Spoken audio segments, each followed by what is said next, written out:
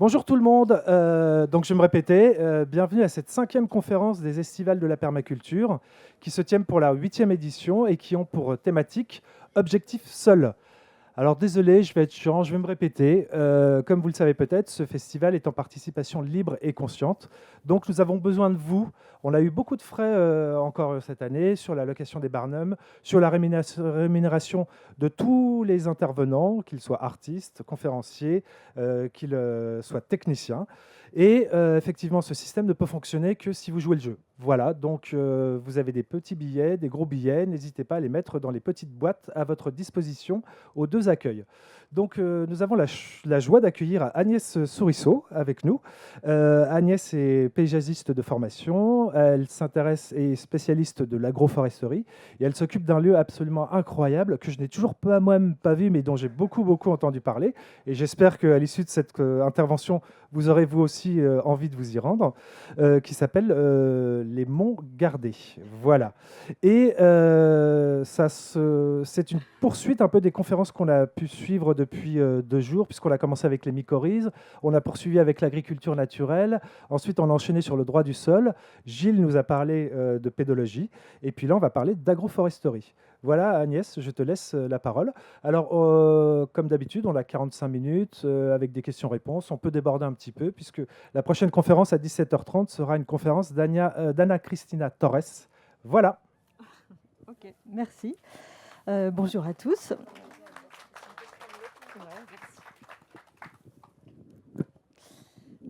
Alors, effectivement, moi, je suis paysagiste de formation et j'ai passé beaucoup de temps à désapprendre ce qu'on m'avait appris. Alors, j'avais dans l'idée de vous montrer plein d'images pour discuter autour de ces illustrations. J'espère que vous les voyez bien, parce que sinon, ça va tomber un peu à plat, mon truc. Donc, tout le monde voit bien les images ? Ok. Donc là, cette image, pour introduire mon propos, c'est que quand il est question de parler de sol et d'agroforesterie, évidemment, là, c'est une forme d'agroforesterie tout à fait particulière, parce que ce qu'on a planté n'est pas un arbre, mais un pylône. Et en fait, ce pylône est déchaussé à peu près d'une quarantaine de centimètres. Ça veut dire que le sol dans lequel il a été planté est parti. Donc quand on parle des sols agricoles et de l'érosion des sols agricoles par l'urbanisation, on oublie souvent de parler de cette érosion sur la surface où on perd de l'épaisseur arable. Et cette épaisseur arable, c'est ce qui peut garantir la fertilité des sols à long terme. Donc là, si on regarde vue d'avion, il y a des sols, mais en fait, il n'y a plus de terre arable. Donc le sol s'est retrouvé dans les airs ou dans les cours d'eau ou dans les villes et villages avec les coulées de boue, ce qui est un phénomène relativement récent, parce qu'avant on n'en parlait pas, parce qu'il y avait beaucoup plus d'arbres et de structures qui conservaient la terre sur les surfaces agraires. Alors là, on a un exemple d'un sol agricole en Île-de-France, où en fait la terre n'est plus brune, mais elle est blonde. Et moi, j'ai des voisins qui souvent m'ont fait cette remarque en me disant « Moi, j'ai une terre super, elle est blonde. » Et moi, je disais « Ah bon, mais pourtant, les brunes, c'est pas mal. » Et non, c'était la... Voilà, donc une terre blonde, vous en avez une à gauche et une terre brune à droite. En fait, dès que vous avez de la matière organique, on a une couleur foncée. Donc c'est aussi comme ça visuellement qu'on peut reconnaître le taux de matière organique dans un sol. Il faut savoir qu'il y a des moyennes de taux de matière organique qui sont reconnues pour faciliter la culture. Donc les terres arables, ça peut être 2% de matière organique, c'est une moyenne. La plupart des terres en Île-de-France ont autour d'1%, voire moins de 1% de taux de matière organique. Et donc un sol, une fois qu'il est agressé par des pratiques agricoles ou abîmé, ça prend un certain temps avant de se reconstruire. Et surtout, ça prend, enfin, à contrario, ça prend très peu de temps à le détruire. Donc là, il suffit de passer des engins qui vont tasser le sol. Et comme on a vu tout à l'heure, ce qui fait la qualité d'un sol, c'est sa porosité, sa texture, le fait qu'il y ait de l'eau et de l'air. Quand on tasse le sol, il n'y a plus d'eau, il n'y a plus d'air. Et donc, du coup, on est dans une situation compliquée d'asphyxie. Les monts Gardés, dont je vais vous parler plus particulièrement, illustrent un petit peu l'attitude qu'on peut avoir face à des sols qui ont été extrêmement abîmés. C'est une parcelle qui se trouve à la frontière de l'urbanisation et de l'agriculture, en l'occurrence intensive, puisqu'on est sur les plateaux fertiles, les plus fertiles d'ailleurs d'Europe, qui sont la plaine de France. Donc, on est à cette articulation-là qui fait qu'il y a une très forte pression du bâti pour construire sur des terres agricoles et une petite résistance des terres agricoles contre ce front bâti. Donc, c'est une zone qui est très emblématique de ce qui se passe en Île-de-France sur la pression qu'il y a sur les terres agricoles. Donc la plaine de France, c'est ça, c'est-à-dire c'est plat comme ma main, il n'y a pas d'arbres. Et vu qu'il y a 2,50 m de limon, en gros, il n'y a pas tellement de problèmes de productivité. Malgré tout, les sols s'épuisent. Mais on est dans une situation très privilégiée par rapport à d'autres régions de France où on a des sols qui sont déjà beaucoup plus épuisés. Donc cette pression foncière sur le site des Monts Gardés, c'est exercé. Alors, les Monts Gardés, c'est le nom de la parcelle cadastrale. Ce n'est pas moi qui l'ai appelé comme ça. Et là aussi, ça en dit long. C'est-à-dire que c'est une parcelle qui fait 35 hectares, sur lequel il y a eu des travaux du BTP, dont la création de 3 lignes TGV qui s'entrecroisent et qui ont fait une forme de délaissé, qu'on appelle les délaissés ferroviaires. Donc, avec des sols voilà, dans un état redoutable, avec dans un premier temps des fouilles archéologiques. Donc on a transformé le sol en tôle ondulée. Tous les 20 mètres, on fait une tranchée et une butte. Et en fait, le sol, il n'aime pas du tout qu'on lui brasse les horizons, les couches. Donc là, déjà, on partait sur 35 hectares qui étaient de la tôle ondulée. Ensuite, il y a eu du dépôt de matériaux, donc du ballast, enfin que des choses très lourdes. On a eu des montagnes de matériaux qui ont continué à abîmer le sol. Et puis, moi, mon métier, voilà, c'était de dire, en tant que paysagiste, on colorie en vert des plans, et puis on dit, on va transformer ce qui a été abîmé en zone dite paysagère. Et c'est là où je me suis dit qu'il y avait un gros problème, parce que les zones dites paysagères, c'était, alors je sais pas, vous ne voyez pas bien, mais en fait, c'est des plantations sur bâche plastique qui font que on plante dans un sol qui est extrêmement peu propice à recevoir des végétaux vivants. On les tartine de bâches plastiques et puis on pense que ça va pousser. Et donc à l'époque, la SNCF qui faisait ça, mais ce n'était pas les seuls, fonctionnait par quantité d'arbres plantés. Donc il disait, par exemple, TGV Nord, 1 million d'arbres plantés. Ben oui, mais il y avait aussi 1 million d'arbres crevés. Donc en fait, la valeur ajoutée était très, très problématique. Donc, du coup, ce que j'ai proposé à l'époque, c'était de faire un programme de recherche pour essayer de faire des techniques qui se devaient être alternatives à ces plantations qui étaient vouées aux échecs. Et donc, l'idée, c'était de repartir du sol sur lequel j'étais amenée à intervenir. Donc ça, c'était une des parcelles sur lesquelles j'intervenais. Et donc, on voit les lignes de fouilles archéologiques, on voit les zones où il y avait eu des sols très compactés. Et donc ça, en fait, c'est une mémoire qu'un sol n'oublie jamais. C'est-à-dire que les sols ont vraiment une mémoire et c'est jamais une page blanche. Et donc repartir de ce sol pour essayer de développer 3 choses, qui étaient d'une part le fait de pailler les arbres autrement qu'avec du plastique, d'autre part semer directement des arbres plutôt que de les planter. Et troisième chose, c'était de faire travailler le vent et les oiseaux, donc faire plutôt des haies sèches qui vont se transformer en haies vives. Je vais développer, voilà, vous allez comprendre ce que je veux dire. Donc, l'organisation du site s'est faite en fonction de l'histoire du sol. Donc, il y a eu des essais sur des semis d'arbres avec accompagnement ou pas de litière herbacée ou de mulch.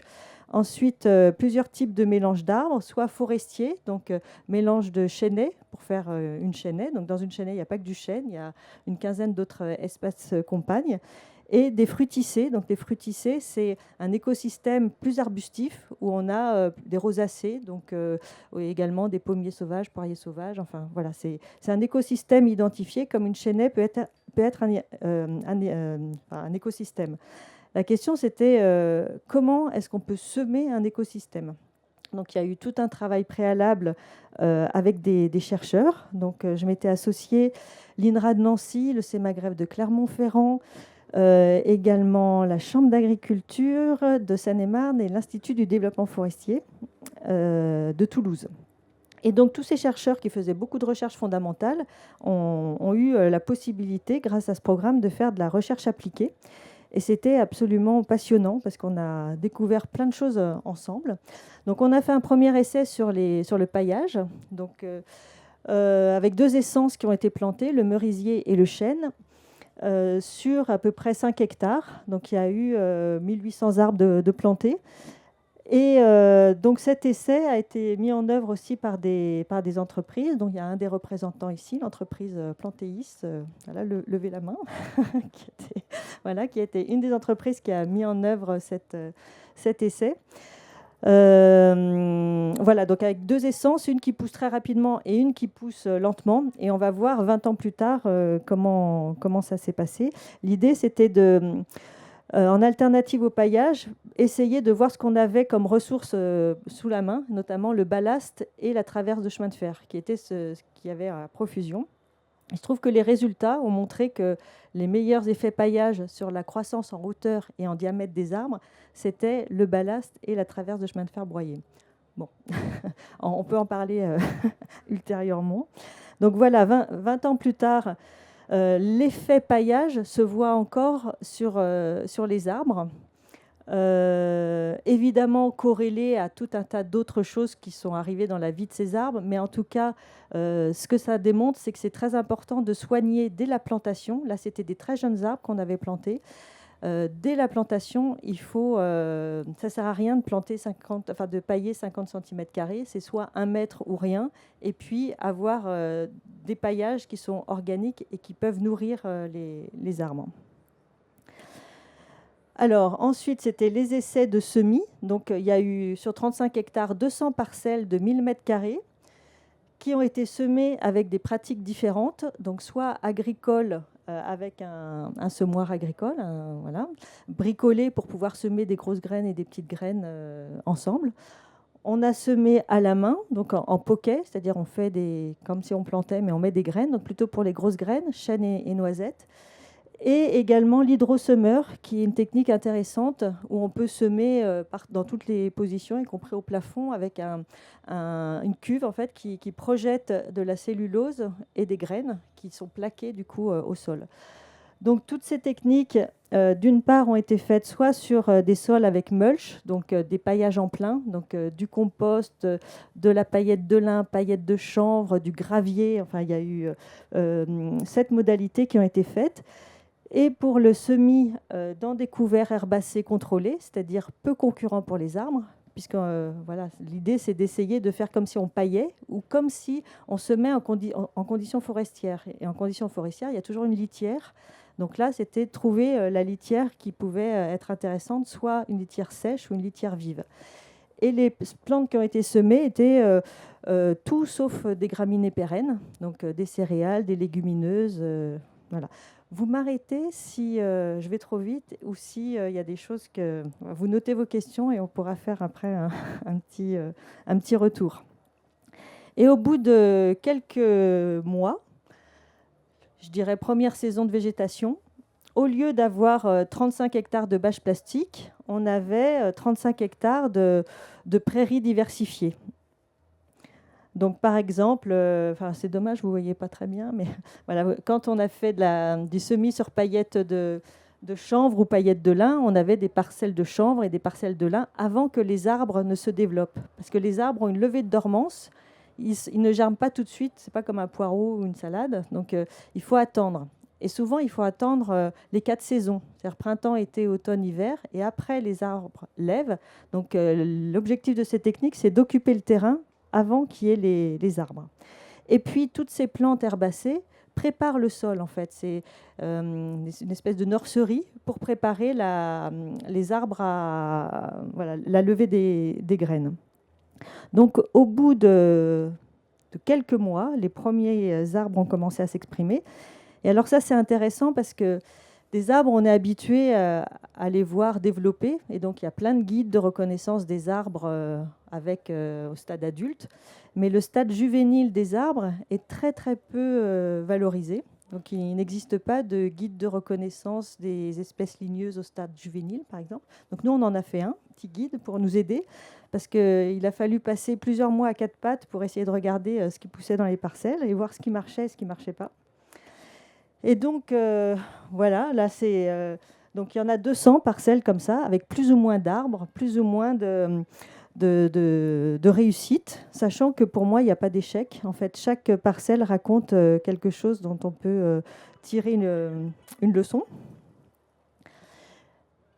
Et le troisième volet des expérimentations, c'était les sèches. Donc, c'était de repartir de tout ce qu'on pouvait trouver sur le chantier du ferroviaire. Alors, que ce soit à base de minéral, comme le ballast, le béton concassé, les traverses de chemin de fer, tout ce qui était issu d'abattage d'arbres, donc des branches, soit des branches en tas ou des arbres qu'on peut du coup aussi transformer comme en forêt. En fait, avant, pour faire propre, on enlevait les arbres morts. Et en fait, les arbres morts sont les premiers accueillants en fait, des arbres jeunes. Et donc, ils accueillent aussi tout un tas d'insectes, d'une biodiversité dont on a besoin en forêt. Mais on a besoin de la même dans les champs aussi. Donc, trouver des arbres morts dans les champs, voilà, on en manque cruellement. Et donc, l'idée de cette expérimentation, c'était un déchet, voilà, un bois d'abattage, c'est un déchet, ou potentiellement, si on n'arrive pas à trouver de valorisation. Et donc, de ces déchets, les transformer en autre chose pour que un déchet bien rangé change de statut, en fait. Ça devient une ressource. Donc là, on a fait des haies avec des ressources issues de chantier. Et donc, là, effectivement, c'est des haies qui sont d'abord sèches avant de devenir vives.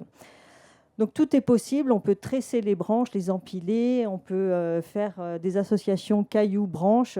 Bref, toute la créativité peut s'exprimer. Et surtout, la biodiversité vient s'inviter assez rapidement. Donc, je suis désolée si vous ne voyez pas bien les images, parce que normalement, elles sont assez parlantes. Mais bon, voilà. Là, c'est 20 ans plus tard, les haies sèches qui sont devenues vives. Donc, ça marche, en fait. Mais ça marche, on n'invente rien. Je ne sais pas si vous vous êtes baladé dans des champs. Dès que vous avez une clôture avec des piquets en bois, les oiseaux se perchent dessus et vous pouvez regarder au pied de chaque piquet en bois, il y a un arbre, potentiellement. Donc, voilà, c'est juste reproduire ça. Une haie sèche, il faut avoir des éléments verticaux, des éléments horizontaux et une matière qui préserve l'humidité. Et tout marche. Voilà, vous pouvez aussi mettre des pneus si vous voulez. Il y en a qui sont adeptes de ça. Enfin, tout peut se coloniser par le ligneux parce que c'est sa fonction en fait. On dit que la nature a horreur du vide et de fait, l'arbre gagne surtout une ruine de maison. Ça devient une forêt assez rapidement. Donc, donc les premières expérimentations se sont faites en 2003, ensuite 2006. Et moi, depuis ce temps-là, je prends des photos à toutes les saisons, j'observe ce qui se passe, je compte les arbres. Et aussi, il faut savoir que c'est un site qui n'a pas l'eau, pas l'électricité et qui n'a aucun soutien financier. Du coup, en fait, il y a une activité agricole qui s'est mise en place qui permet en fait d'autogérer ces 35 hectares avec de la production agricole et surtout sous-traiter une bonne partie du boulot aux animaux. Donc là, vous voyez un exemple des parcelles. Donc, il n'y en a aucune qui a la même physionomie. Et à l'intérieur de ça, c'est des parcelles d'agroforêt plus ou moins extensives. Alors, il y en a qui sont très extensives dans la gestion. et d'autres qui le sont moins, où on peut faire des essais de culture associée de légumes et d'arbres, ou d'élevage et d'arbres. Après, les parcelles où le sol, moi j'étais quand même un peu pressée à un moment donné d'avoir des productions, parce que j'ai des rentrées d'argent aussi. Et donc, je suis à côté de la plus grosse décharge d'Europe.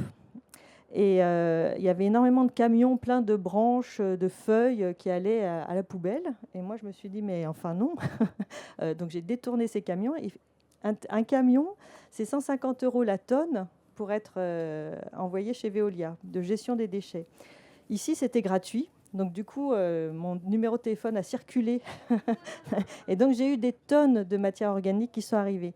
Donc, ça a été effectivement des tontes, des feuilles, des broyats, des branches, du marc de café, de la drèche de bière. Et tout ça m'a permis de me rendre compte à quel point c'était nécessaire de considérer le sol comme quelque chose qui produit. Donc on produit au champ des choses qui doivent après aller en ville, mais qui doivent surtout revenir au champ. C'est-à-dire qu'il faut boucler les cycles. Donc ça permet de boucler, il faut boucler les cycles. Donc dès qu'on coupe les cycles, eh ben, on a des économies qui sont fragiles et on a des territoires qui fonctionnent mal. Donc là, c'est une parcelle beaucoup plus intensive, là, pour le coup, où il y a plein d'essais qui sont faits sous forme de planches traditionnelles. Donc là, comme je vous disais, il n'y a pas d'eau, pas d'électricité, pas de mécanisation. Donc tout se fait à la main par épandage. Et puis par association aussi avec des arbres. Donc moi, on m'avait dit, mais tu ne pourras jamais produire des légumes si tu n'as pas d'eau.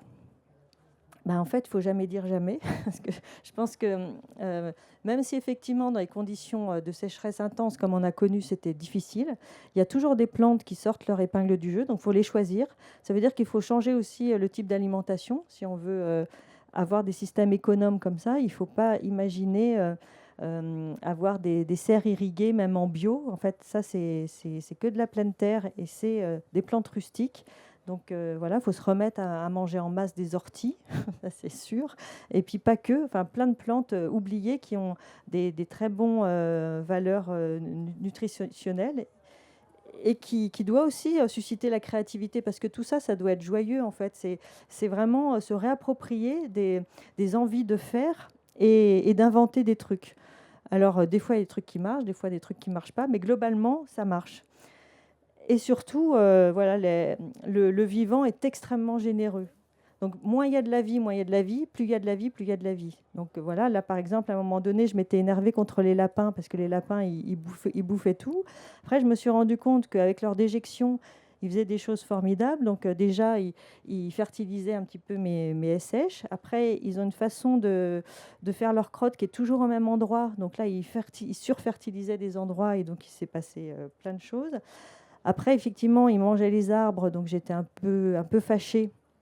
Mais, donc je les ai chassés. Donc après, c'est un peu... moi, j'étais très contente de manger du lapin. Et puis, par rapport à ça, à un moment donné, je me suis rendu compte qu'ils étaient bien meilleurs jardiniers que moi, ou bien meilleurs forestiers. Je ne sais pas quel métier était le leur. Mais là, vous ne voyez pas. Mais croyez-moi, vous avez un chêne qui a été brouté chaque année par les lapins. Donc, au lieu de faire une tige principale, il a fait une cépée, une touffe. Et de cette touffe a pu émerger un brin au milieu qui était hors d'atteinte de la dent du lapin. Et du coup, ces arbres sont extrêmement vigoureux et ont une capacité de santé qui est remarquable.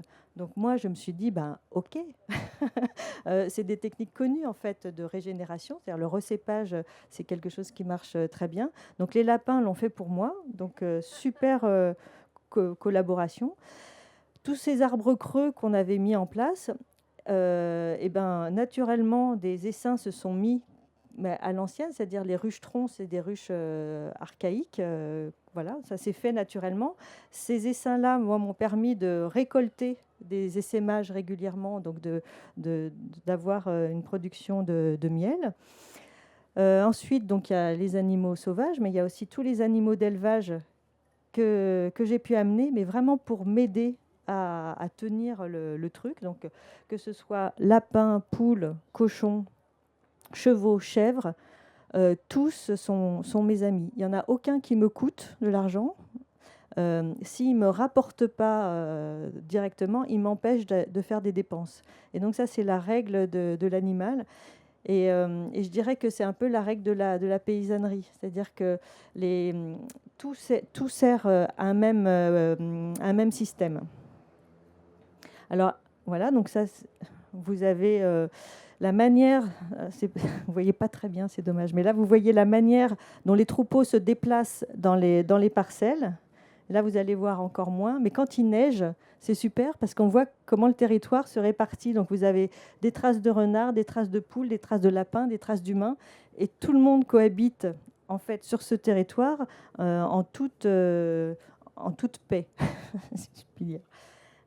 L'avantage des animaux aussi, c'est que par rapport à la pédogénèse et l'agronomie qui nous intéresse là pour savoir comment restaurer des sols et l'aggradation possible, le pâturage par les animaux et notamment par des équidés permet à des champignons tels que les rosés des prés de s'installer. Les rosés des prés, c'est la même famille que les champignons de Paris, qui sont cultivés sur fumier de cheval.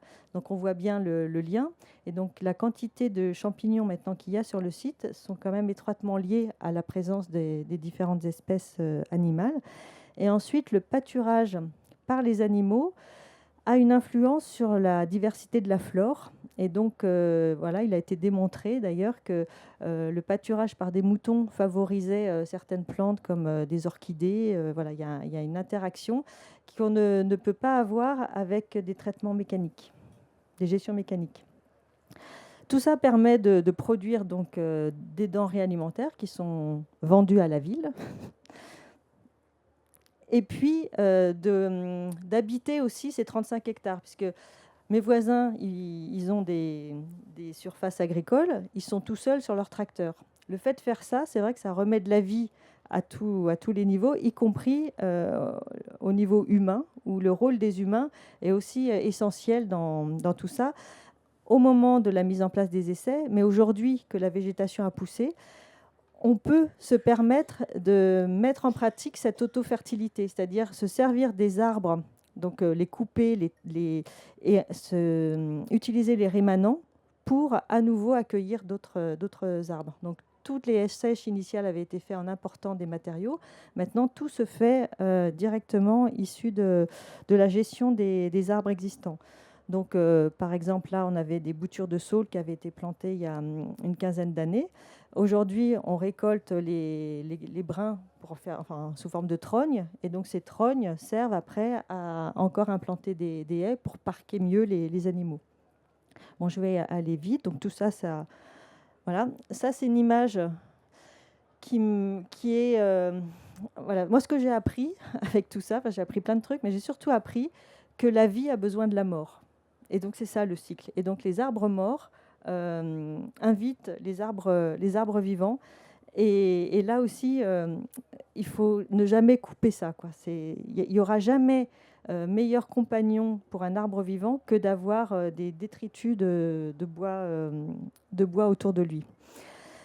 Sur la pédogénèse, en fait, ce qui s'est passé au Mont Gardé montre un petit peu ça, c'est-à-dire qu'on était parti d'un sol qui était plus minéral finalement qu'organique ou arable, et que les différentes strates de végétation construisent le sol. Et par rapport à ce que disait Gilles tout à l'heure, où il disait que l'arbre est client du sol, pour moi, l'arbre est fournisseur du sol. C'est lui qui fait le sol.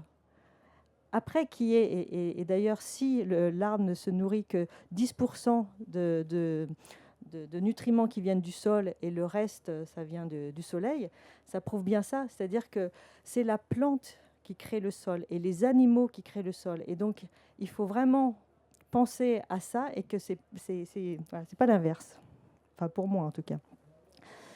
Et ce qui est aussi, ce que j'ai appris également, mais d'autres le savaient déjà depuis longtemps, c'est que les milieux très contrastés qui sont d'un côté la forêt, de l'autre des champs, sans zone tampon de lisière, et ben ça c'est pareil, ça ne marche pas, parce que là où il y a le plus de biodiversité, c'est ni dans la forêt, ni dans les champs.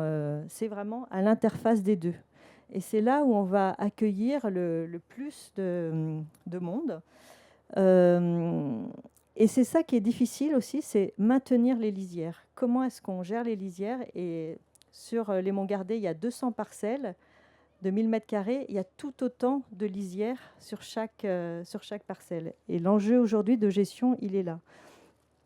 Donc cette image aussi pour vous montrer que le sol, il se fabrique comme ça, en fait, avec les plantes, les animaux, dans une autofertilité qui est inépuisable. C'est-à-dire que quand ça marche, ça peut marcher des milliers d'années. C'est ça, l'enjeu, c'est de garantir la fertilité à long terme des sols. Et donc c'est une mécanique, une dynamique qu'il faut réussir à mettre en place. Et donc, en faisant ça, j'ai rencontré tous mes voisins agriculteurs. Au début, ils me disaient « Non, mais on est céréaliers, arrête de nous parler d'arbres, nous, ce n'est pas notre boulot. » Et au bout d'un moment, les uns après les autres ont dit « Bon, en fait, nous aussi, on a des sols épuisés, on n'y arrive pas. Est-ce que si on rajoute des arbres, ça ira mieux ?» Et en fait, ce n'est pas tellement des arbres, c'est une couverture de survie. C'est à la fois de l'herbe, de l'arbre et des animaux qu'il faut rajouter. Et donc, dans un système d'agro-silvopastoralisme. Et ça, il faut l'inventer sur chaque territoire. Donc, en Île-de-France, c'est particulier. Ce n'est pas pareil que dans la Creuse ou en Normandie, où il y a déjà beaucoup de bocage. Et donc, en 2016, j'ai monté l'association Agrophile, qui veut dire agroforesterie en Île-de-France.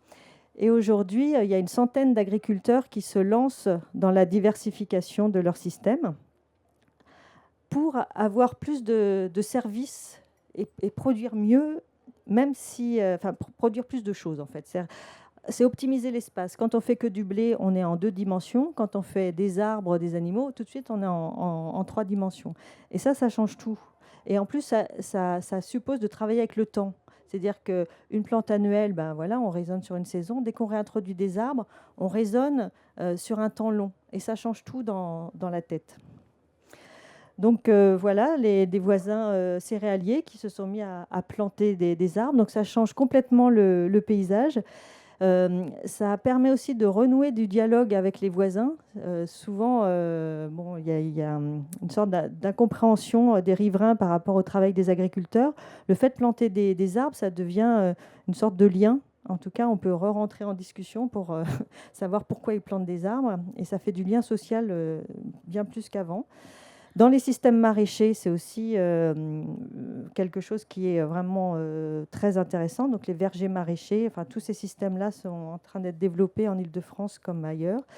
En Île-de-France, on remet de la vigne, donc c'est pareil. La vitiforêt, c'est des choses qui sont très, très passionnantes et donc qui mériteraient d'être développées, puisqu'en Île-de-France, on n'a pas d'AOP, on peut se permettre tout ce qu'on veut. Pour l'élevage, ça fait plus débat. En fait, la santé des animaux est très liée à ce qu'ils ont autour d'eux.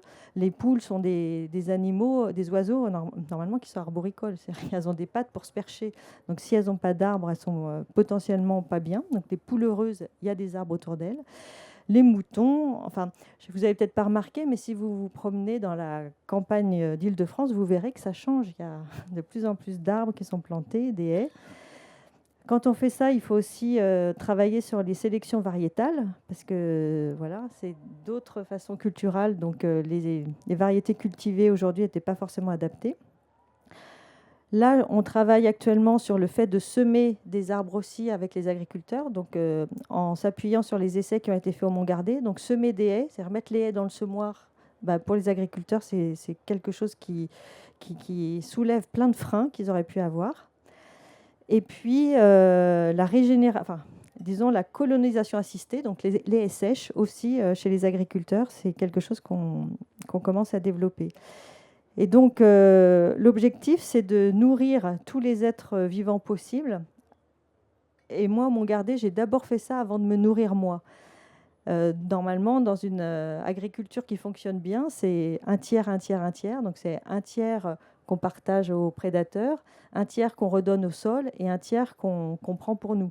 Là, aujourd'hui, on a une agriculture qui ne fait que prélever et qui ne restitue pas grand-chose. Des arbres dans nos assiettes, ça c'est quelque chose qui est hors label. C'est-à-dire En fait, la plupart des agriculteurs, il y en a qui sont bio, d'autres qui ne sont pas bio, mais en fait, on s'en fout complètement parce que le label bio, ce n'est pas lui qui va garantir la fertilité des sols à long terme. C'est tout autre chose, c'est une approche systémique. Et donc, peut-être que la sensibilisation peut se faire par l'alimentation. Ça n'a pas du tout le même goût. C'est-à-dire les denrées alimentaires produites dans ces systèmes-là ont plus de goût. Voilà. Alors, à bon entendeur. Voilà. Et puis après, il faut voir ce qu'on fait. C'est-à-dire que là, c'est ce que je dis. Vous pouvez me croire ou pas me croire. Et ce qu'on essaye de faire, c'est de faire des suivis sur les fermes. Donc, des suivis de durabilité. On va regarder de quel modèle économique on est parti et qu'est-ce que ça fait de changer de système. Au niveau sociétal et social, quelle est la place de la ferme dans son environnement. Et puis, d'un point de vue environnemental. Et quand on a des gradients et des indicateurs, on peut arriver à faire valoir le fait que c'est vraiment une valeur ajoutée. Donc mesurer avec tous ces indicateurs. Et donc, ça change tellement tout qu'on voit bien que tous ces enjeux-là vont intéresser les politiques et les aménageurs, puisqu'on est en train de parler de trame verte, trame bleue, maintenant trame brune. Donc la trame brune, ce serait la trame des sols. Trame noire, je ne sais même pas ce que c'est. Pardon. Oui, voilà, c'est ça. L'obscurité et la trame R pour tout ce qui empêche la libre circulation des oiseaux. Mais moi, quand je vois ça, je me dis, mais ok, on peut recommencer à tout remettre dans des cases, mais si on parle de la trame du sol, forcément, ça croise la trame verte et la trame bleue. Il n'y a pas de trame brune, en fait. Et donc, voilà, on dit, OK, les sols abritent un quart de toutes les espèces vivant sur Terre. Oui, mais si c'est des sols qui fonctionnent, si c'est juste des sols comme on a vu en surface, ça c'est pas vrai. C'est le plus grand réservoir de carbone. Oui, si on ne déstocke pas le carbone à chaque fois qu'on laboure. C'est sous climat tempéré, il faut 500 ans pour faire 2,5 cm d'épaisseur de sol. Oui, alors ça c'est vrai. Donc 500 ans, tout le sol qu'on a perdu, oui, là c'est vraiment un problème. Mais y compris dans les champs, on a perdu cette épaisseur de sol. Donc en fait, oui, il y a un vrai enjeu de préservation, mais il faudrait bien savoir de quoi on parle. Et là, vous voyez peut-être, il n'y a pas de vision partagée du sol. Vous avez la vision de l'agronome. Par exemple, Gilles, sa conférence, était une vision des sols, mais elle n'est pas moins vraie que les visions du sol des aménageurs, des juristes qui ont une vision du sol qui est complètement différente. Donc, il faudrait déjà s'accorder sur de quoi on parle quand on parle de sol. Et donc, si c'est une ressource, ce n'est pas qu'une ressource, c'est aussi un milieu vivant. Et donc, si c'est un milieu vivant, il faut savoir comment on peut préserver cette vie. Bon, voilà, ça montre bien, c'est-à-dire qu'un sol vivant, c'est un sol qui est couvert et qui fonctionne pour rendre tous les services qu'on attend de lui. Et donc, un sol couvert, j'aime bien cette analogie, mais en même temps, je ne suis pas tellement d'accord avec elle. C'est-à-dire que oui, l'épiderme, il y a des poils, donc c'est vrai que c'est ce qui protège la peau. Après, il n'y a pas ce fonctionnement en bouclage de boucles sur la peau. Ce n'est pas pareil. Mais enfin, admettons.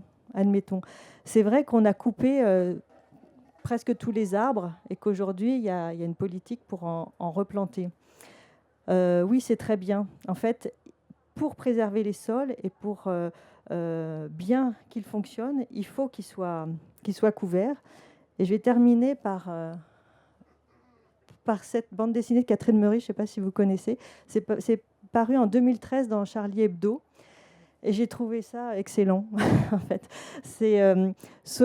Voilà, pour sauver les sols, il faut sauver le poil. Et elle faisait l'analogie entre toute cette mode du côté imberbe, c'est-à-dire on s'épile, on s'arrache les poils, puis en fait, on empêche toute la vie vraiment de bien s'exprimer. Donc voilà, pour sauver les sols, sauvons les poils.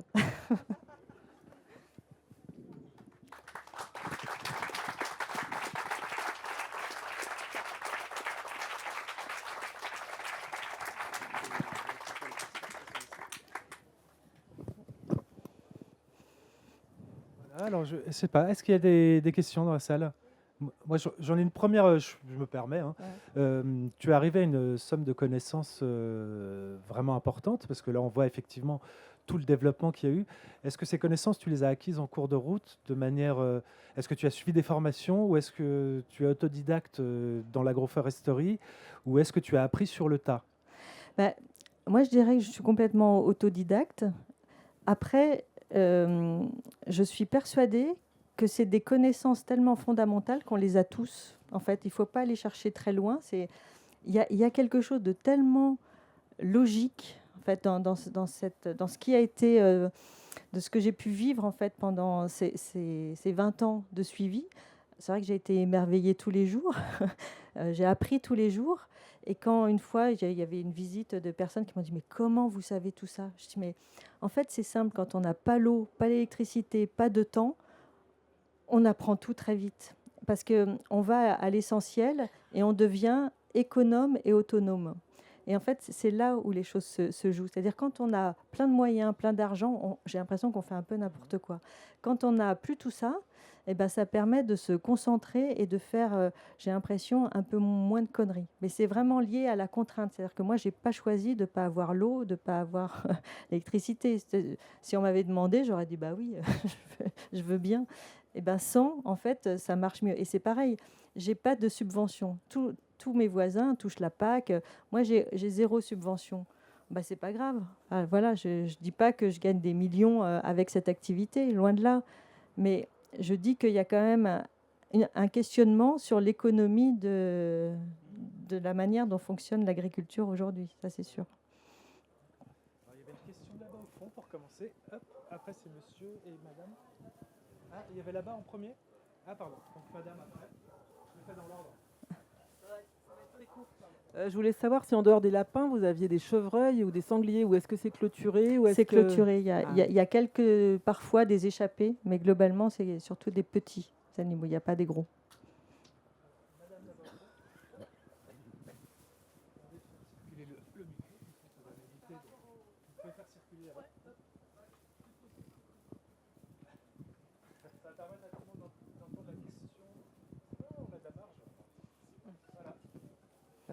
Je ne sais pas si, bonjour, je Bonjour. ne sais pas si tu as dit tout à l'heure, mais en fait tu dis mais est-ce que tu es tout seul sur le terrain, toute seule? Oui, alors j'ai des aides de temps en temps de bénévoles. J'ai des personnes qui suivent depuis le début, mais qui interviennent pas vraiment dans tout ce qui vient d'être dit là. En fait, D'accord. c'est des aides, oui. J'ai des personnes qui m'aident, mais pas voilà, le week-end, par exemple. Mais c'est surtout une personne. Après, il y a d'autres aides parce que je fais des chantiers RSE, donc responsabilité sociétale des entreprises. Où de temps en temps, il y a des entreprises qui viennent avec des salariés pour donner un petit coup de boost. Mais au quotidien, oui, je suis seule.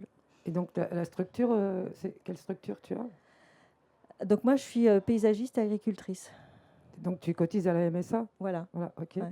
Et sinon, mais une autre question par rapport à ce que tu proposes comme ce qui a poussé, je veux dire, sans eau, sans électricité, par exemple, tu as parlé des orties, c'était très bon, mais en fait, Ouais. ça ne peut pas forcément nourrir une famille. Non. Mais par exemple, quels légumes tu peux Bah, faire pousser? moi, je fais parce beaucoup de que légumes. Ouais, j'ai pardon. aussi entendu parler de... C'est un nouveau mot pour moi, c'est l'agriculture syntropique, en fait, qui génère de l'humus et qui, voilà, du coup, ça fait vraiment pousser des légumes. Bah, alors, quand je disais que dans les périodes très sèches, les légumes qui s'en sortaient les mieux, c'était les légumes vivaces, dont les orties font partie. Mais il n'y a pas que. Il y a ça peut être des artichauts, ça peut être du réfort, ça peut être des cardons, ça peut être. Il y a aussi des légumes qui s'en sortent toujours très bien, c'est des blettes, par exemple. Enfin, il y a de la rhubarbe. Enfin, il y a tout un tas de légumes en fait qui s'en sortent sur toutes ces circonstances. Et puis après, il y a les arbres aussi. Donc, en fait, le fait d'avoir des arbres fruitiers, d'avoir des légumes vivaces, et puis d'avoir des légumes qui poussent tout seuls, il y a l'origan aussi. L'origan et d'autres plantes comestibles qui... On ne fait pas des salades d'origan, mais n'empêche, on en mange. Il y a aussi les comment ça s'appelle? Ah, les topinambours, voilà, voilà, la patate a du mal quand il fait très sec, la topinambour s'en sort très très bien. Tous les légumes rustiques s'en sortent beaucoup mieux dans des conditions comme ça que nos variétés modernes, c'est sûr.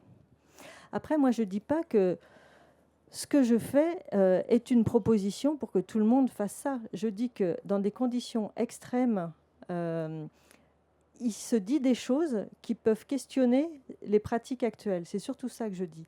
Après, voilà, c'est compliqué. Je ne dis pas le contraire. Par contre, je dis que quand on ne met pas tous ses œufs dans le même panier, c'est-à-dire quand on a un système agro-silvo-pastoral, on a toujours quelque chose à manger. Ça, par contre, c'est sûr. On ne choisit pas forcément son menu, mais on a toujours quelque chose à manger. Oui, voilà, j'ai le micro, merci. Bonjour et bravo. J'ai 2 questions courtes. Quel est votre... J'ai pas compris le statut de cette terre par rapport à vous. Est-ce qu'elle vous appartient? Est-ce que vous la louez? Est-ce qu'elle est mise à votre disposition, etc. Et deuxièmement, je poserai la question après. Voilà, ça n'a pas de rapport avec ça. Alors, ce terrain appartient à la SNCF. Moi, j'ai eu un contrat avec la SNCF pour mener le programme de recherche donc, que j'avais proposé, en fait, donc, avec ce site comme étant le site de mise en œuvre des expérimentations. Normalement, la SNCF s'était engagée à financer un suivi sur 10 ans. Mais finalement, il y avait dans mon contrat une tranche ferme et 9 années optionnelles. Et les 9 années optionnelles n'ont pas été levées. Donc, ce qui s'est passé, c'est que quand j'ai appris ça, j'ai dit qu'est-ce qui va se passer? Ils m'ont dit on va vendre les terrains. Alors, j'ai dit à qui? C'était pour en faire un parc à l'Agence des espaces verts. Ça n'a pas été possible pour différentes raisons. Et donc, depuis 2006, 2007, en fait, on est en pourparlers. Voilà. Donc, en fait, pour tout dire, aujourd'hui, là, si je suis ici, c'est parce que je commence à me retourner. C'est-à-dire que moi, j'ai rien compris, en fait, entre 2006 et maintenant. J'étais la tête dans le guidon. Je me disais, ça va aller, on va trouver une solution. Enfin, j'ai pas réfléchi, en fait. Et maintenant que je me dis, mais merde, ça va faire 20 ans, c'est long quand même. Voilà. Donc là, on continue encore à discuter avec la SNCF, mais c'est pour ça qu'il y avait 0 financement, que j'ai pas touché les aides PAC non plus, qu'il n'y avait rien. C'était tout ça, c'est fait par dépit en fait. Et finalement, c'est pas si mal. Donc surtout pas d'aide et il faut être dans la dèche pour avoir des bons résultats. Ça pour le coup, enfin, je sais pas si c'est des bons résultats. C'est ces résultats-là, et c'est vrai qu'ils sont très liés au fait que j'étais dans la dèche. L'autre question, vous avez dit 500 ans pour constituer 2 cm et demi d'humus. Les 20 ou 25 ans qui viennent de passer, ça a permis de... Non, c'est pour ça que quand on me dit mais c'est génial ce que tu as fait, ça veut dire qu'on peut tout détruire et puis en 20 ans, ça y est, ni vu ni connu, tout est revenu comme avant. Pas du tout. Là, en fait, c'est une dynamique qui est mise en place, mais on n'est pas du tout revenu à l'état antérieur. C'est-à-dire que la terre arabe qui est partie, qui a été massacrée, en fait, elle recommence à se reconstituer, mais on n'a pas atteint le niveau d'avant. Voilà.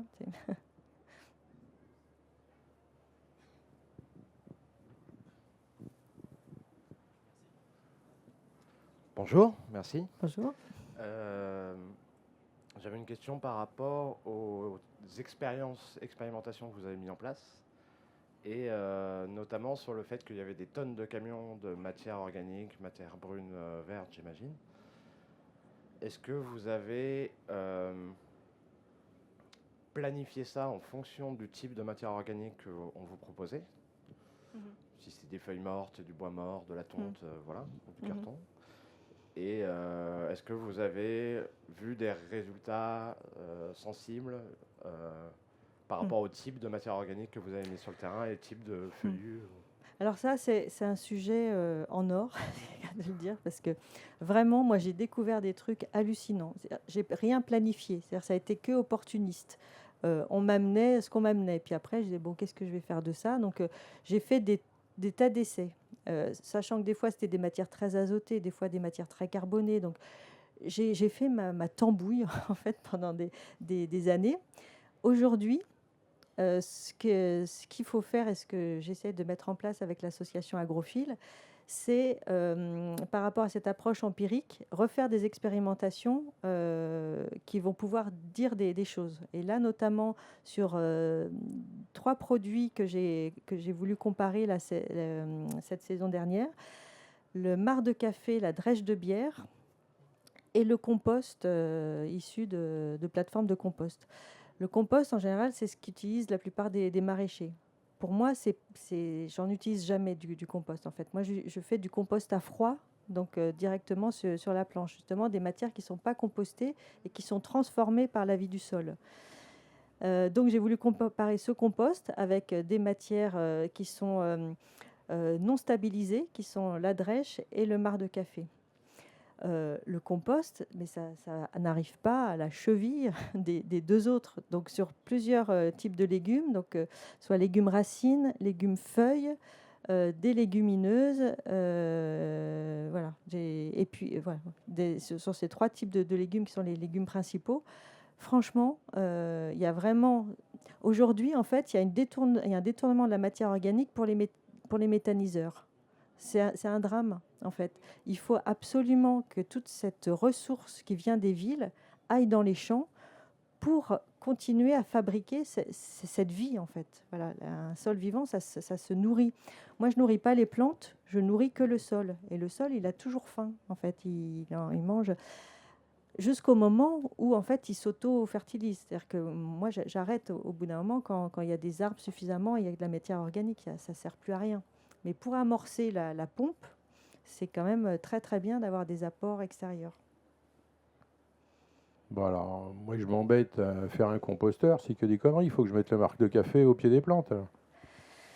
Alors, je peux pas dire oui comme ça, c'est oui, mais attention, parce que justement, le compost, je dirais que il n'y a pas tellement de risques. Voilà, ça va nourrir les plantes, un peu le sol, mais surtout les plantes. Moi, des fois, j'ai fait des apports trop massifs. Je me suis trop lâchée. Donc après, on fait des conneries. Il faut revenir en arrière. Après, quand tout à coup, il n'y a que des orties qui poussent sur une planche, on dit, bon, OK, j'étais un peu fort. Donc, il faut revenir en arrière. En fait, c'est un peu l'apprenti sorcier. Il faut s'autoriser le droit à l'erreur et faire un peu en fonction de son sol, en fonction de tout ça. Donc, c'est du pilotage, en fait. Et c'est surtout pas aussi des recettes toutes faites. Il faut être attentif à son sol, le regarder, se dire, voilà, là, je vais dans le bon sens ou là, je suis en train de prendre un virage qui risque d'être fatal. Mais je ne vais pas vous dire arrêter le compost parce que bon, c'est mieux que rien quand même. Mais voilà. Je préfère le compost à froid et le lombricompost plus que le compost qui chauffe parce que le compost qui chauffe, en fait, il émet du carbone. Et le compost à froid, c'est beaucoup mieux. Bon, mais blague à part, comment ça se fait que du marc de café pur, il soit plus fertilisant que du compost? Le compost a l'air plus riche, plus varié. C'est pas ça. Moi, ce que j'ai regardé, c'est l'influence sur la levée des graines. Donc, en fait, il y a des effets inhibiteurs de levée des graines. Donc, c'était ça, moi, qui m'intéressait. Moi, vu que j'arrose pas, en fait, l'essai, je l'ai fait en conditions non irriguées. C'est-à-dire, j'arrose pas. Donc, en fait, le compost, il est très séchant. Donc, en fait, ça sèche, puis une fois que c'est tout sec, les graines ne germeront pas. Le marc de café retient beaucoup plus l'eau, comme la drèche de bière. Donc, si on veut économiser l'eau, c'est mieux d'utiliser ce genre de matière. Si on a de l'eau, en fait, on s'en fout. C'est ça le truc. Ah, la drèche de bière, c'est les résidus de brasserie, c'est l'orge maltée dans lequel on met de l'eau et ensuite on récupère ce jus pour faire la bière et l'orge maltée est un déchet. Mais c'est des quantités énormes, vu qu'il y a à peu près une brasserie artisanale à chaque coin de rue. Vous imaginez le... Oui, j'ai une question. Je voudrais savoir si dans l'utilisation, le recyclage des nombreux déchets que vous avez évoqués, vous avez fait des expériences avec l'urine. Ah, mais mon urine, oui. Mais oui, évidemment. Moi, j'ai pas la possibilité de récupérer énormément d'urine, mais si j'avais, j'en récupérais. Et c'est sûr qu'il y a un enjeu majeur sur la valorisation des urines en système agricole et que toutes les nouvelles constructions, même les anciennes, il faudrait faire la sélection de l'urine à la source pour redistribuer toute cette matière riche en phosphore, en tout ce qu'on veut dans les cultures, ça c'est sûr. Mais le fumier humain, je dirais même, parce que là, on pourrait... Du coup, j'avais une question rapport avec ça. Est-ce que tu as dit sur le fait que tu allais chercher des déchets de la ville? Est-ce que tu as vu ou eu, alors comme tu l'utilises pas sur longtemps, c'est peut-être pas un problème, mais je connais des agriculteurs qui utilisent, qui font vraiment du compostage des villes pendant longtemps, les problèmes des déchets plastiques qui peuvent s'incorporer, et du coup la générale question autour de ces déchets qui viennent des humains, les urines, les fesses, il y a quand même des grandes questions. Il y a eu des grosses erreurs qui ont été faites sur les boues, etc. Donc c'est quoi ta position et ton expérience par rapport à ça? Je dis qu'il faut faire en sorte que ce soit possible. Aujourd'hui, ça ne l'est pas. Je suis d'accord avec toi. C'est-à-dire qu'il y a des agriculteurs qui ont pu travailler avec des collectivités pour récupérer des déchets de la ville qui se sont retrouvés avec un champ plein de plastique, en fait. Et ça, il faut vraiment que ce soit des filières qui se structurent à tous les niveaux et que ce soit aussi des choix politiques, que les choses soient mises en place pour que ce soit possible. Aujourd'hui, c'est vrai que c'est risqué. On peut récupérer de tout et n'importe quoi. Sur les urines, je crois que du coup, moi je travaille au plateau de Saclay, donc sur les nouveaux bâtiments qu'ils vont construire, ils font des séparations d'urine qui vont être utilisées par les agriculteurs à côté. Ouais. D'ailleurs, il y a eu des petits gâteaux qui ont été faits sur le plateau de Saclay avec c'est les gâteaux au pipi. Oui, c'est ça. Voilà, mais je crois que sur les urines, il y a des traitements qu'on peut faire pour éviter le gros des problèmes. C'est pas forcément plus facile sur les déchets, les déchets de fesses, etc.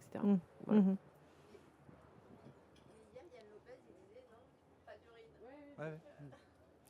Et pourquoi il disait ça? En fait, lui, c'était par rapport à la minéralisation et au développement des bactéries minéralisatrices. Lui, il préfère nourrir ses vers de terre. Alors, par exemple, il y a une question sur le phosphore, par exemple. Le phosphore, en fait, quand on fait des céréales, le phosphore se concentre dans le grain. Quand on est en conventionnel, on rajoute des engrais minéraux de phosphore. Quand on est en bio, on ne le fait pas. Ça fait qu'on ne fait que exporter le phosphore. Faire des épandages d'urine, ça permet de compenser ça. Donc, en fait, il faut se méfier de ce genre de réponse. Il a raison d'un certain point de vue, mais il a tort d'un autre, en fait. C'est qu'il y a des principes qu'il faut étudier au cas par cas, mais qui sont des bons principes. C'est-à-dire que boucler les cycles de la matière organique, voilà. Même, je dirais que voilà, les humains, il y a aussi tout un tas de réflexions sur l'humification des corps. Mais ce serait génial si on en était là, si on pouvait aller dans cette logique jusqu'à ce bout-là. C'est tellement plus logique et en même temps tellement infaisable aujourd'hui pour des raisons obscures. Alors, je me permets de rebondir par rapport à ta remarque. Il y a un stand ici qui s'appelle Humo Sapiens et qui travaille sur les questions d'humisation des corps en France, sachant qu'en Belgique, c'est déjà un peu développé. Alors moi, j'avais deux questions pour revenir sur la question de l'agroforesterie. C'est une pratique qui n'est pas si récente que ça, contrairement à ce qu'on pense. Est-ce que tu peux nous en dire un peu plus sur les plus anciennes traces qu'on trouve et aussi quel est en termes de gain de productivité entre un champ traditionnel qui est à nu et un champ qui est en agroforesterie? Quel est en pourcentage, quel est le gain de productivité? Alors, l'agroforesterie, c'est un mot nouveau qui date de 2016 dans le dictionnaire, que je trouve intéressant parce que ça remet à côté deux disciplines qui ont divorcé depuis longtemps, qui sont l'agriculture et la forêt. Parce qu'on a décidé dans notre société qu'on allait donner des spécificités au territoire. Donc on a dit là on va faire de la forêt, donc on va produire du bois, là on va faire de l'agriculture, on va produire des denrées alimentaires ou autres, mais on ne va pas mélanger les deux. Alors que dans d'autres pays, on n'a jamais dissocié les deux. Les deux ont toujours marché ensemble. Donc on boit tous du café. Le café est la plante agroforestière par excellence. C'est-à-dire que c'est des forêts jardinées par des paysans qui ont une connaissance de la forêt, aussi bien pour la pharmacopée. Enfin, voilà, c'est formidable. Effectivement, on n'invente rien. Là, ce qui aujourd'hui a un peu semé le trouble, c'est qu'on a mis le mot agroforesterie à un moment donné où on a dit qu'il fallait replanter des arbres en fonction de la mécanisation. Et donc, est apparu des images de lignes d'arbres en intraparcellaire. Et on a dit ça, c'est de l'agroforesterie. Mais non, en fait, c'est une façon de planter des arbres dans des champs. Je ne sais pas si c'est la meilleure. En tout cas, ça peut se faire, mais je ne sais pas si c'est la meilleure parce qu'en plus, on plante des arbres forestiers. Donc, il faut que des engins puissent continuer à passer. Donc, c'est du boulot pour les conduire, pour qu'ils fassent des fûts relativement hauts pour passer en dessous. Ce qui se fait naturellement en forêt, ou en tout cas quand les arbres se guident les uns les autres, on a un travail qui est différent. Là, en fait, les arbres en plein champ, ils ont tendance à prendre leurs aises et se transformer en pommiers plus qu'en arbres érigés. Donc oui, ça peut être bien, mais c'est pas forcément si naturel que ça pour des arbres forestiers que d'être plantés en plein champ. Mais bon, pourquoi pas. Et puis surtout, la question de la bande enherbée, parce que en fait, on continue à cultiver entre les rangs. Donc la question de la bande enherbée aujourd'hui n'est pas très bien résolue. En général, les agriculteurs se disent ah oui, mais il y a plein de chardon qui vient là-dedans, ça salit, voilà. Voilà, enfin, il y en a qui font ça, ouais. Après, est-ce que du coup, c'est pas mieux de faire un sous-étage arbustif? Donc, il y en a voilà. En fait, il y a eu cette confusion. Agroforesterie, c'était cette image assez choc de mettre des arbres alignés dans les champs. Mais je dirais que l'agroforesterie, c'est tellement d'autres choses aussi que voilà, on peut. Enfin, je sais pas quel mot on pourrait dire. Le bocage, c'est de l'agroforesterie. Enfin voilà, c'est vraiment. On n'invente rien sur le principe, c'est-à-dire le bon arbre au bon endroit dans les champs. On met le mot qu'on veut dessus. En fait, c'est pas tellement la question. En termes de productivité, ça c'est une question compliquée parce que. Par exemple, il y a des agriculteurs qui vont dire « Ah mais moi je suis au bord d'une lisière de forêt, il n'y a rien qui pousse ». Ben oui, parce que c'est une lisière au nord et du coup c'est à l'ombre des arbres tout le temps. Donc effectivement, il y a une concurrence à la lumière qui est évidente. La lisière sud, c'est pas du tout la même chose. Donc voilà, après, c'est un principe différent, c'est-à-dire que si on considère l'agriculture comme un rendement à l'hectare d'une seule chose, globalement, si on a des arbres associés à des céréales, on va produire moins de céréales, mais on va produire plus d'autres choses. Donc en fait, la productivité, elle est répartie dans le temps et dans l'espace.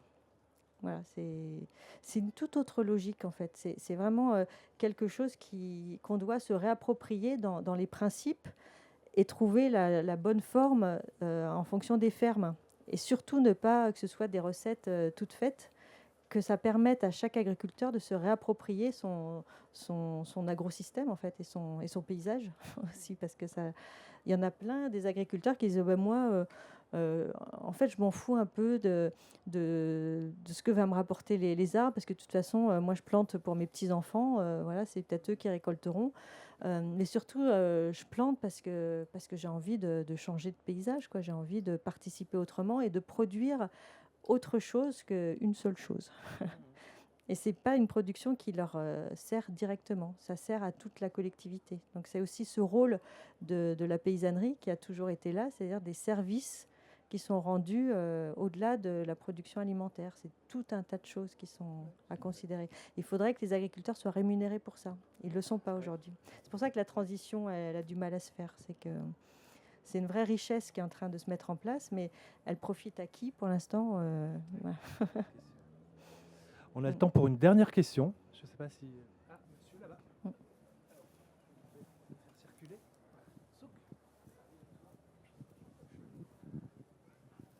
Merci. J'avais entendu quelque part que toutes les méthodes de culture qui sont proches de la permaculture consomment énormément de temps de travail, à la fois pour la conception, je pense par exemple aux associations de plantes, et consomme énormément de temps de travail pour l'exécution elle-même. Je pense par exemple au fait que s'il y a déjà des plantes, on va repiquer entre les plantes qui sont déjà là. Ou pour répandre spécifiquement du compost ou quel que soit le produit dans certaines parcelles. Donc ma question déjà, c'est est-ce que c'est vrai? Est-ce que ça prend énormément de temps? J'ai une petite idée de la réponse. Et est-ce que vous sauriez le quantifier, peut-être en temps hebdomadaire ou sur l'année? Alors, parce que moi, j'aurais envie de vous répondre déjà par rapport à quoi? C'est-à-dire plus de temps par rapport à de la mécanisation, c'est évident. Voilà. Oui, par rapport à de l'agriculture conventionnelle. Ça paraît logique, quand on fait tout à la main, ça prend plus de temps. Après ce temps-là, je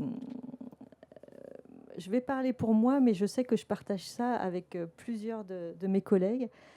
C'est-à-dire que moi, je n'ai pas de week-end, je n'ai pas de vacances depuis 20 ans. Mais je suis tout le temps en vacances.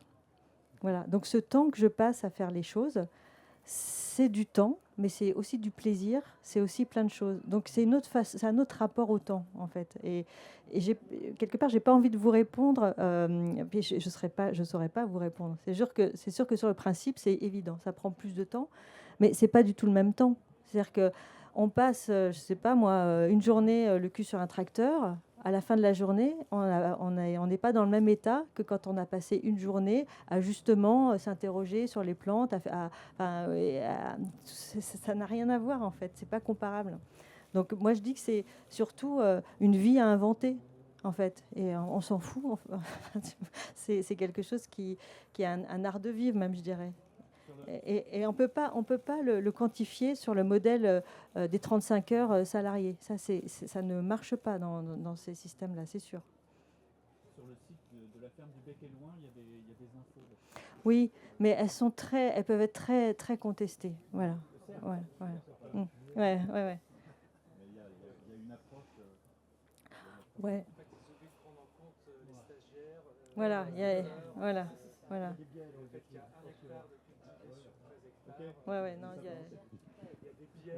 Voilà, il y a des tentatives vaines de le faire. Agnès, un grand merci, vraiment.